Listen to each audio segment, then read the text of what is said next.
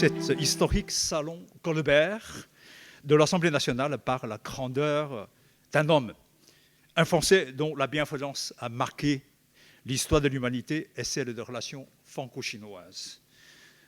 Nous sommes réunis ici précisément pour accomplir ensemble notre devoir de mémoire, de gratitude et d'une tête de 3 générations. Notre colloque intitulé « Nous ne vous n'oublierons jamais » rend l'hommage Robert-Émile Jacquinot de Bessange, le grand sauveur de 300 000 Chinois pendant la Deuxième Guerre mondiale, de Xu Po, président de l'association Les Amis de Wu Jiaming. Le monde entier connaît Jean Rab et Kindle, Oscar Kindle, mais peu de gens, même personne, connaît l'histoire de Jacquinot en France, en Europe, dans le monde. Comme les Français disent, mieux vaut tard que jamais, ce colloque nous permet enfin de réparer cet oublié collectif de l'histoire, notamment dans le présent contexte de 80e anniversaire de la fin de la Deuxième Guerre mondiale. Alors aujourd'hui, nous les Chinois, nous sommes ici pour exprimer à notre tour notre profonde reconnaissance envers ce grand sauveur français. Pour le peuple chinois, savoir remercier est une tradition, est une vertu fondamentale. Toutes ces figures dévouées à notre amitié me rappellent la fameuse phrase de Victor Hugo, prononcée le 9 juillet 1849 dans l'hémicycle de cette assemblée. Il dit « Les peuples sont les pierres vivantes de l'édifice des nations ». Mesdames, Messieurs, la relation entre les nations, d'abord passe celle entre les peuples, pierres vivantes de l'édifice des nations. Les Français comme les Chinois, nous sommes 2 grands peuples au monde, mais comme la relation humaine exige, nous devons aussi entretenir de temps en temps nos relations, rappelons nos histoires communes et nos mémoires partagées, surtout dans ce monde, tout va si vite, tout va dans tous les sens, nous devons savoir d'où venons-nous. Certes, nous sommes 2 grands pays vainqueurs de la Deuxième Guerre mondiale, mais nous sommes aussi 2 peuples victimes de l'atrocité de nazis allemands et du militarisme japonais. Forgive, but not forget. C'est aussi, comme le proverbe chinois dit, tirer les leçons du passé pour mieux guider l'avenir. C'est donc notre devoir commun de travailler main dans la main pour sauvegarder la paix du monde d'aujourd'hui.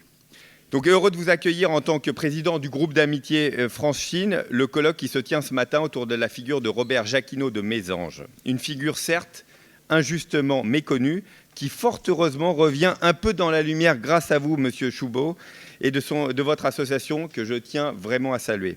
Je suis très heureux que vous puissiez en profiter aujourd'hui et nous allons encore beaucoup la monopoliser dès la semaine prochaine. Encore une preuve qu'au-delà de son contexte propre, la figure du père Jacquinot constitue une boussole morale sur ce que chacun peut chercher à accomplir pour sauvegarder des vies humaines et tenter de faire prévaloir la paix. J'espère donc que ce colloque et les discussions approfondies auxquelles il donnera lieu permettront de mieux faire connaître cette figure positive que nous avons en partage, nous Français, vous Chinois. Dans quelques jours, j'accompagnerai le président de la République avec le Premier ministre lors de son voyage officiel en Chine. Une autre brique, nous partirons mardi. Une autre brique dans la construction de l'amitié sino-française à laquelle je nous sais tous très attachés. Et si ces actes officiels ont une importance indéniable pour renforcer la relation entre la France et la Chine, ravagé par la guerre, Jacquinot fit preuve d'un courage extraordinaire pour sauver la vie.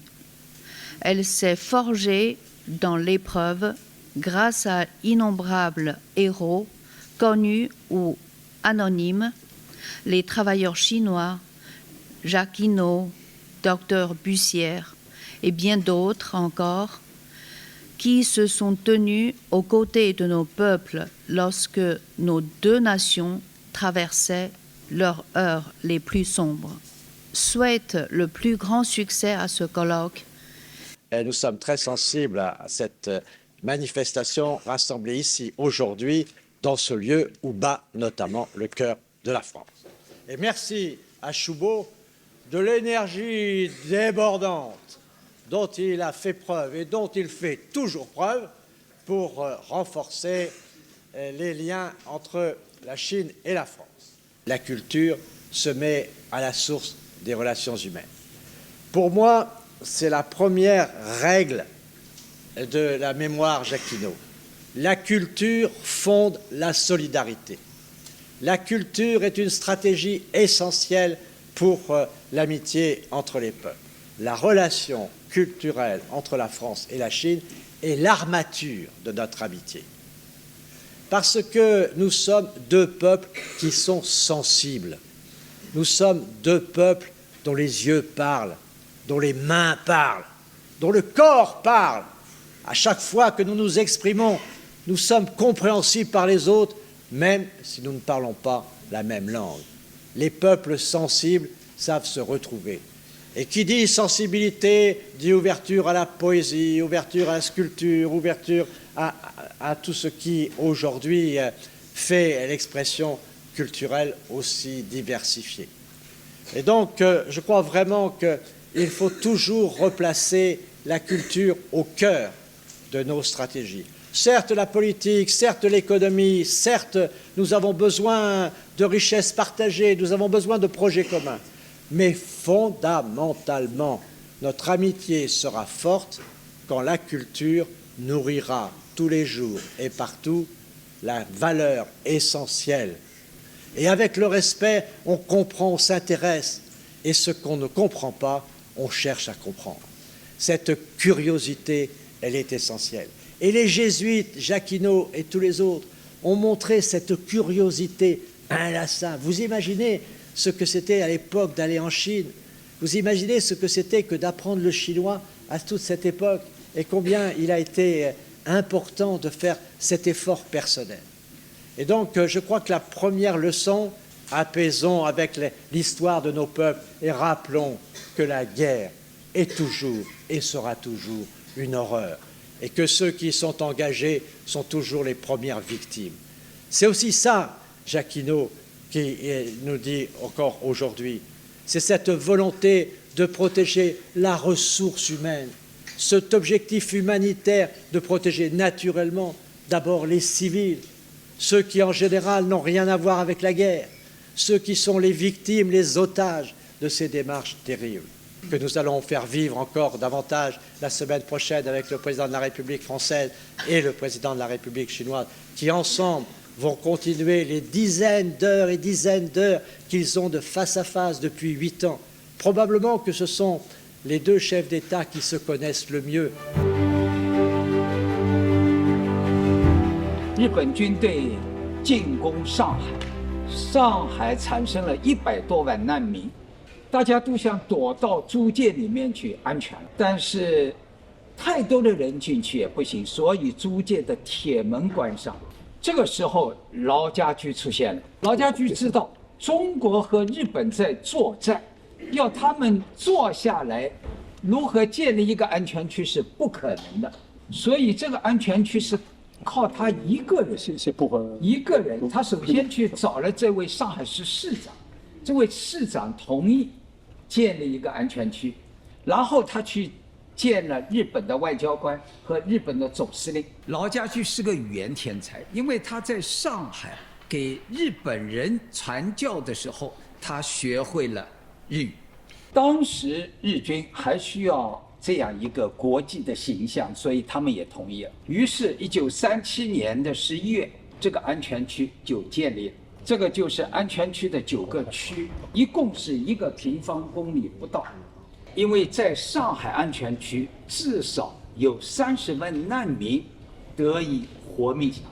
这是10年前我们找到的一些难民，他们都记得有一个独臂的法国神父。上海的经验传达到了南京，在南京建立了安全区。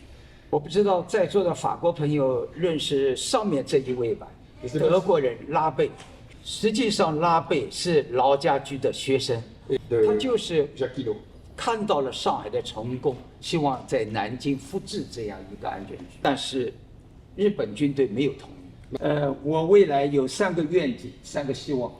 希望在上海建立一个安全区的纪念馆，希望上海2个难民区，一个是这个南市的安全区，还有一个犹太人的保护区，它的档案能够申请世界记忆名录。也希望电影的发祥地法国能够跟中国合作，拍一部伟大的故事记录。我相信它的票房肯定超过《辛德勒的名单》。Merci mille fois, cher professeur. Vous avez dit que vous avez passé 12 heures en vol. Je ne peux pas vous donner moins de 12 minutes. Mais visiblement, vous avez déjà passé. On a le format de notre table ronde. La description de Jacquinot est tellement vivante. Grâce à lui, carrément grâce à lui, de toute la Chine. C'est lui qui s'est battu tout seul. Wang Manchu, depuis 15 ans. C'est lui qui a écrit, parlé. Moi, je lui dis que je suis vraiment touché en tant que citoyen, en tant que chinois de Shanghai, par cette ténacité un peu têtue, depuis 15 ans tout seul. Il a raconté. Et aujourd'hui, on va revivre notre histoire. Donc, encore une fois, applaudissons fort. Une sorte d'autodérision par rapport à son action. Il travaille énormément avec beaucoup de gens, avec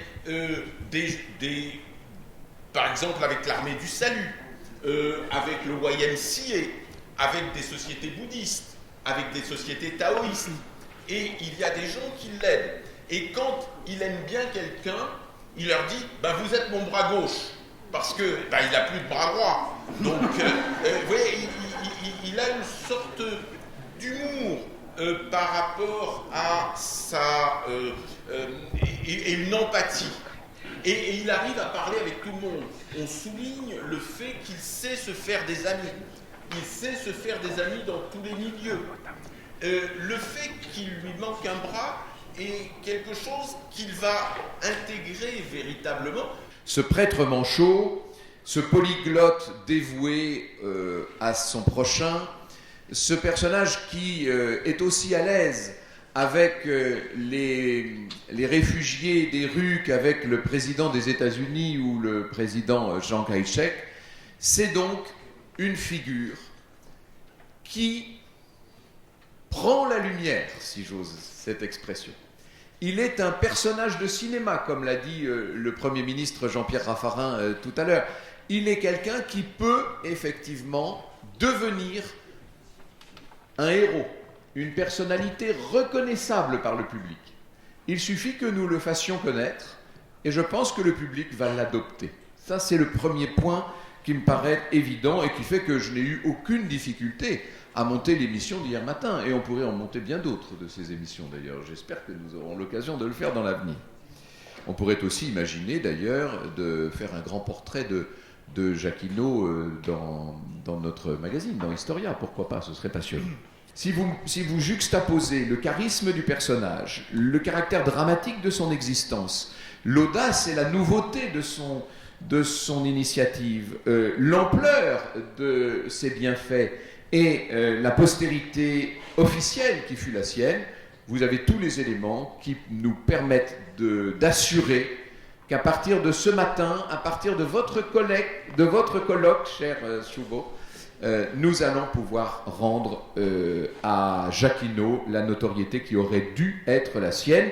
1937年8月13号，日军进攻上海，然后这一场战争非常大，日本和中国的军队一共超过100万人。当时上海的人口是370万人，上海是当时人口最多的中国的城市，所以难民有100多万人。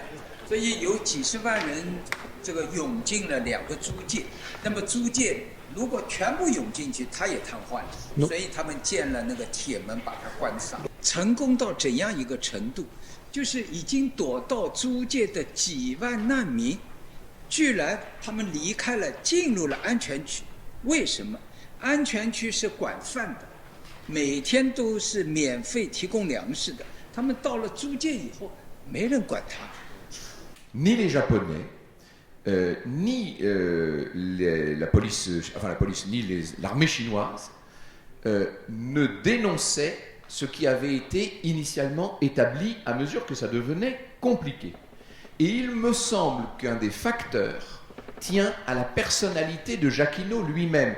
Il était une telle autorité morale qu'on n'osait pas le décevoir. Et je pense que ce qu'on attend d'un dirigeant, d'une façon très générale, dans tous les domaines, c'est qu'il incarne suffisamment de noblesse pour que ceux qui œuvrent pour lui ou ceux qui lui ont fait des promesses ne reviennent pas sur leur engagement ou sur leur décision. Et ça me paraît la clé de l'affaire Jacquinot. Les gens ne voulaient pas déplaire à Jacquinot. Voilà, je ferme cette parenthèse, mais ça me paraissait important de le dire. Tout le monde a extrêmement bien parlé de ce jésuite au destin extraordinaire. Là, nous avons aussi des personnes extraordinaires qui sont tous artistes et qui vont nous parler de l'esprit Jacquinot. Je commencerai peut-être, on va dire, par le commencement ou le recommencement de cette belle histoire. Juste un petit mot. Je pense que je suis là aujourd'hui, je suis shanghaïenne, je suis née à Shanghai. Et donc, pour nous, c'est le pays, la ville où on est né. Donc, c'est un moment émouvant d'être ici. En plus, le thème de notre échange actuel, c'est sur l'art. Et pour moi, le père Jacquinot représente une forte puissance de humanisme. Et je pense que l'art, c'est une autre porte qui va aussi vers l'humanisme. Et aujourd'hui, particulièrement, je pense que l'art joue un rôle encore plus important d'ouvrir les fenêtres, les portes, pour qu'on puisse échanger, pour qu'on puisse parler. Et c'est pour ça que je me suis concentrée beaucoup sur l'art universel, de créer des installations monumentales pour l'humanité. 我们要放在这个一战华工放到这个里昂火车站了，最后因为华工大部分就在第一站，落脚巴黎的第一站就在里昂火车站，因为他们从马赛坐火车到里昂火车站。 说这个雕塑放到里昂火车上是具有非常纪念意义，所以当时我就明白了为什么这个雕塑要放这。当时我也考虑到是不是做一群人，还是做一个人，因为这次也是一个徐波主席邀请我来做一个饶家驹这样一个雕塑作品，因为我当时想，18年做了一个以我们中国华人为代表的一个华工形象的一个作品，这是我作为一个法国人。 而且法国人的这一个用他的大爱，成就了30万我们中国老百姓人的一种生命。我觉得他的这种义举，值得我们中国老百姓永远的纪念和怀念他。当徐波老师把这样一个电影的故事讲给我听以后，我作为一个电影制片人，我觉得这个电影它符合优秀电影的3个要素。第一个要素，优秀的电影必须要有一个丰满而且非常鲜明的一个人物。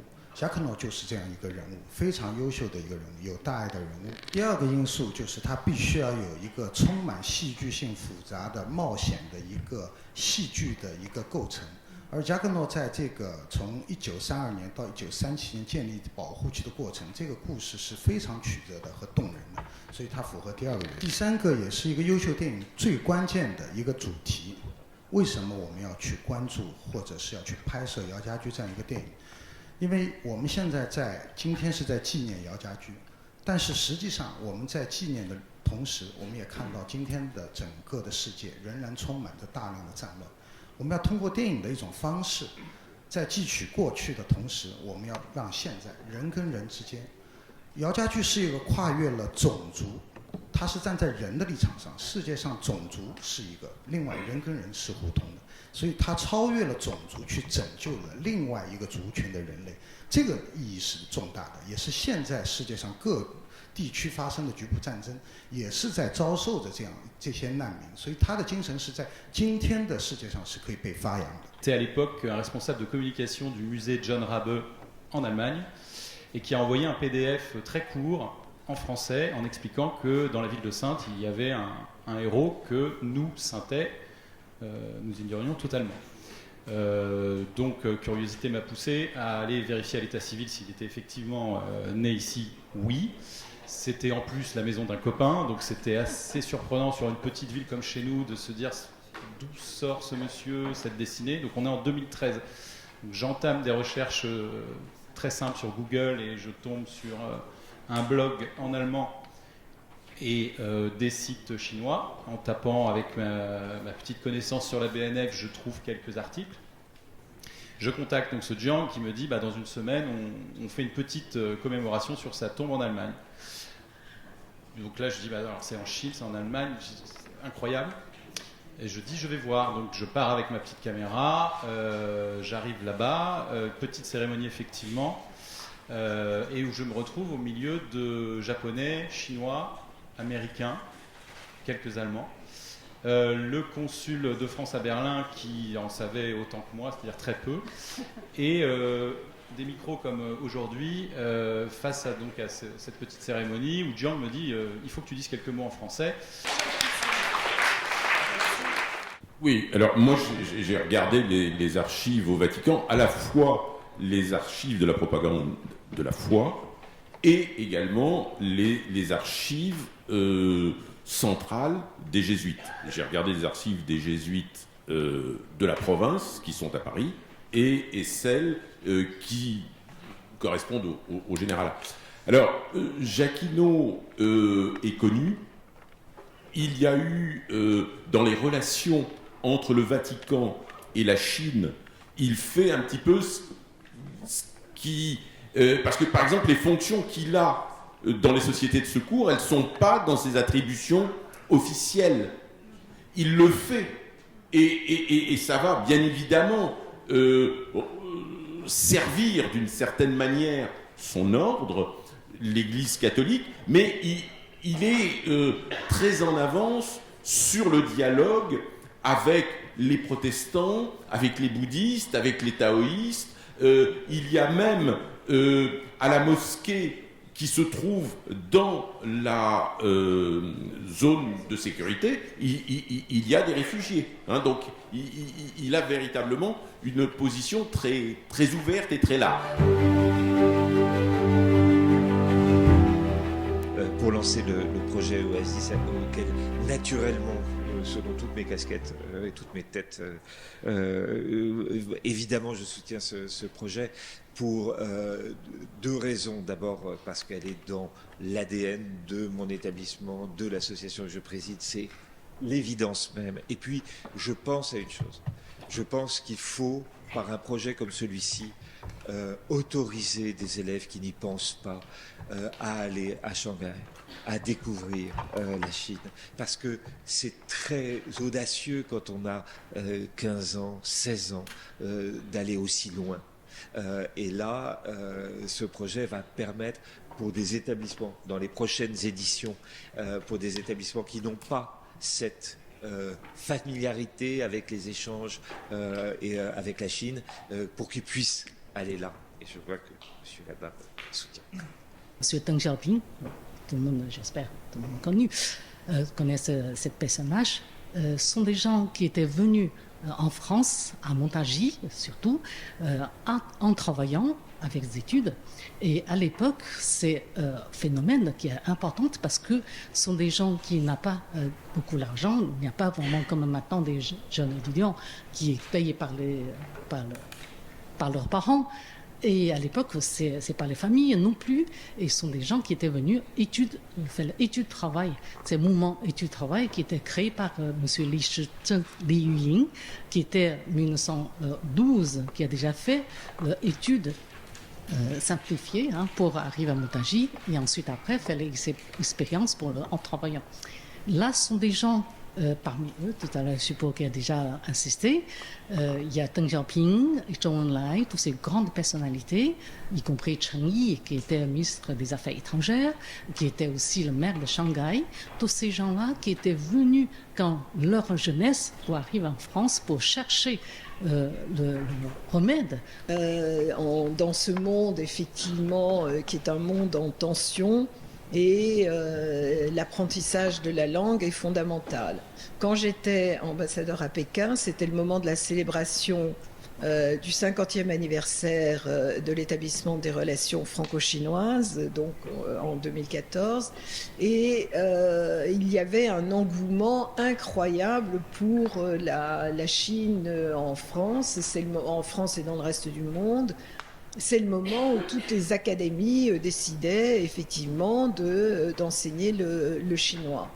Et puis, les années ont passé. J'ai fait 1 an d'études en Chine, à l'époque où la Chine était encore assez fermée. C'était en 76-77. À